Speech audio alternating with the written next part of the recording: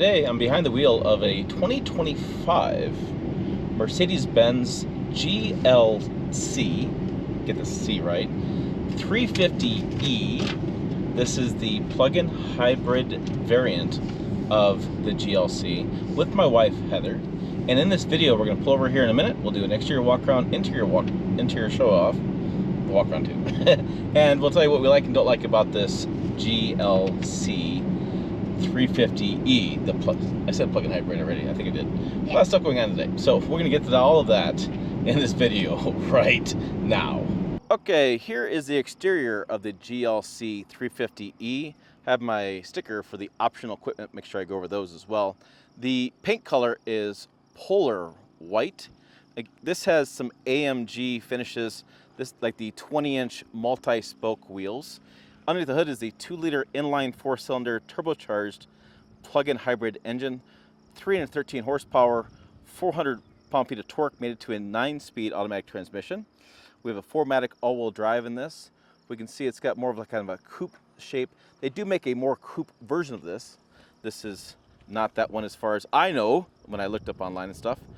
We have the panoramic sunroof in this as well. The black mirror caps there, some chrome on the wheels, or on the door handles there. Some black lower trim there as well. We have some more AMG stuff inside. This has some high performance summer tires in this. You can see lack of tread, really smooth on those tires. I would not want to be caught in any sort of weather with those. Slipping and sliding down the road. No. That's what that's called.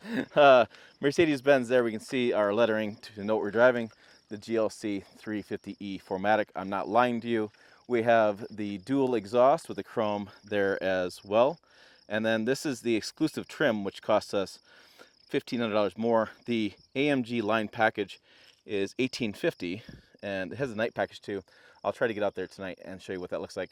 I can tell you from driving it the other night, it's got some lighting around the instrument panel and around the vents inside that light up, basically LED strip lighting. Inside the back, we've put some groceries back here. It's held quite a bit of stuff, surprisingly. This is your power cord that plugs in to your wall outlet. Would you mind opening that up there, Vanna, and seeing if we have 110 or 220? I believe it's probably 110. This folds down the seats there.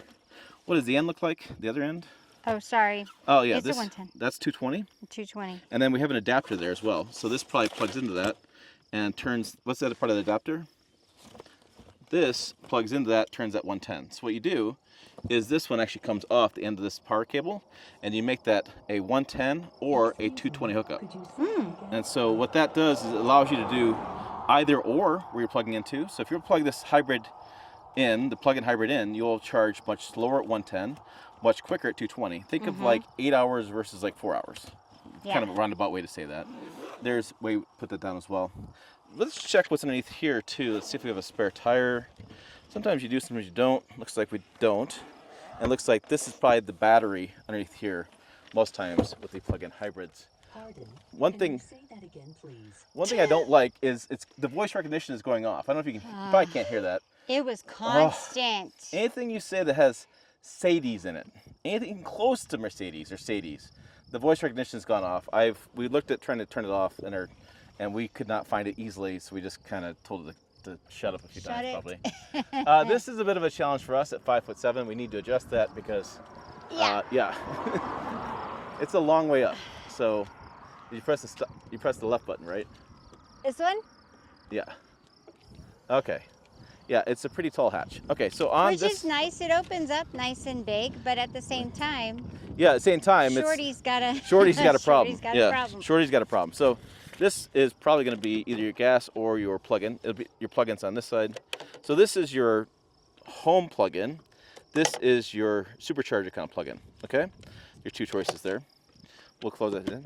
The second row seats, your kids spent some time with. This is a survey says. Get the information correct. It is a AMG Sienna Brown Black MP Tex interior color. Metal weave center console, would look more about that in a little bit. And a fine line anthracite wood trim. That's what we're looking at. So wood trim, there you go. There's some some speakers, Burmeister speakers, which is what AMGs and Mercedes have used for years in the vehicles I've reviewed. Decent amount of room back here. The kids have been back here. I haven't really sat back here. Looks like I don't have, I have some USBs down there, little storage. I have the vents there. Again, the nighttime package, the vents light up with LEDs there. There's an LED lighting above as well. That's basically what you get from nighttime package. Behind myself, decent amount of headroom, decent amount of shoulder room. You could fit 4 adults in this. I'm not thinking 5. Yeah, no. No, but yeah, 4 adults. All right, let's hop up front and check out the front seats. Get up, move my way around.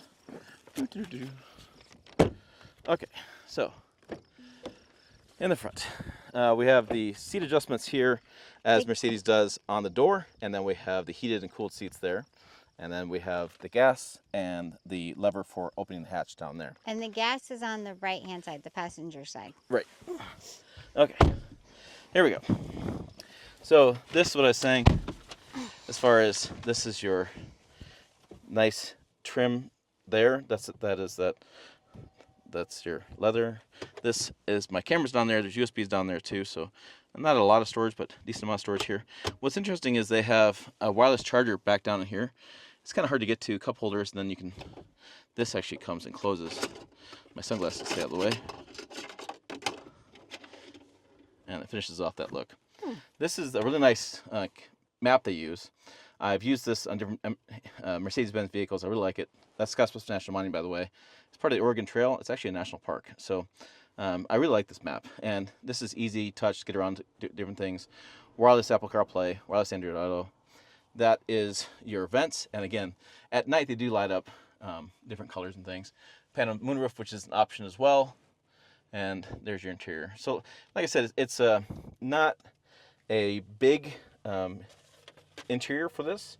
The different set buttons, and by the way, they do something where you take your finger and you scroll with your finger. That's how you change the volume, do that kind of stuff with Mercedes-Benz. Your shifter, you push back, down, up, down for drive, pull back towards you, and there's your controls there. So as far as interior room for both of us, Yeah, we're comfy. we're comfy. Yeah, it's not a huge interior. It's not a big vehicle, which is fine. It's not that big of a deal as far as, you know, I'm used to driving big trucks. so my expectations are maybe a little bit different. All right, let's head back to the road and give you some more thoughts on driving this. Okay, so on the open road here, I'm going to just go over some quick likes and dislikes we've experienced the last day or so. Well, I've driven on for several days, but yesterday we had some episodes. Oh, good Lord. Some things happened that we didn't like. So a couple things to think about. I was online this morning looking this up. They have a GLA, a GLB, a GLC. So this is actually the bigger version of the 300. This is the biggest one they offer in this size class. Okay. One thing to consider is this is over 50 miles of electric only range in the plug-in hybrid variant. It's a 2-liter inline 4-cylinder, I think it's inline 4-cylinder, correct me if I'm wrong, turbocharged engine, and you get that throughout the lineup. This just adds the hybrid motor to it, or the battery to it, should work accurately. A little bit less, 0 to 60, the 50 miles of range, $9,000 more versus the other model, the model below this one. That's a hybrid version of this, and it's almost $10,000 more than the base level.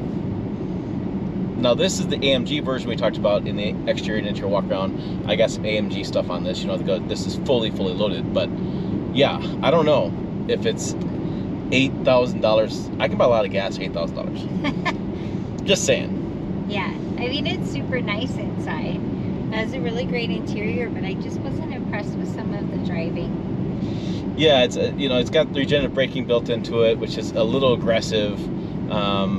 It's not, I don't know, it's offline's fine, good speed. Mm-hmm. It's comfortable to drive. We drove up to Lyman the other day, which is about a 30-minute drive from our house and back, and comfortable to drive. I think, if you are going to be one of those people that's going to plug it in a lot, and you're going to use the electric only version of this a lot, and that's your plan, I think it could be worthwhile, but it's a lot of city driving to get your money out of it. And that's why I'm a really practical guy. We're very practical people. And when I try to pencil this out on paper and say 50 miles of electric range, that's a lot of gas to buy. It is. So I guess the pro and con there is from our driving aspect is like, if you're gonna do electric only a lot, I'm gonna pull over here in a minute. Do electric only a lot, and you're gonna drive a lot of city driving, this plug-in hybrid version is for you. Beyond that, I would go, personally, I'd go a little bit the bigger version. For us, we have a family. But if you want a little smaller version, this probably works. I wasn't as impressed with this as I thought it was gonna be. I don't like some of they use a shifter throughout their lineup. It's small, Yeah. I don't love it. I don't love the layout of this. I would go full electric. We had one of their full electric ones last year for Thanksgiving. Yeah. And we drove that around, and it was really liked it. nice. Yeah. So I think Mercedes makes some really good vehicles. Yeah. This didn't hit us as well as other vehicles did. So again, I think I would cross shop in Mercedes-Benz a little bit more in their lineup before I'd probably fork out the money for this. Especially this one fully loaded up at $71,000. I'm not feeling the AMG love on this one. I would definitely probably stay in the $50,000 range. If you want to do a 300, maybe do a 300 that's just the inline turbo, and just fill a gas tank. Because again, driving around town a lot, it gets somewhere in 30 miles per gallon. You're gonna barely fill up that often. Yeah. Yeah. That's our thoughts on this Mercedes-Benz GLC 350e AMG 4Matic SUV. I get it out this time. For more, check out videos on this channel up over here. Website down below as well, pickuptrucktalk.com. As always, thanks for watching. We will see you down the road.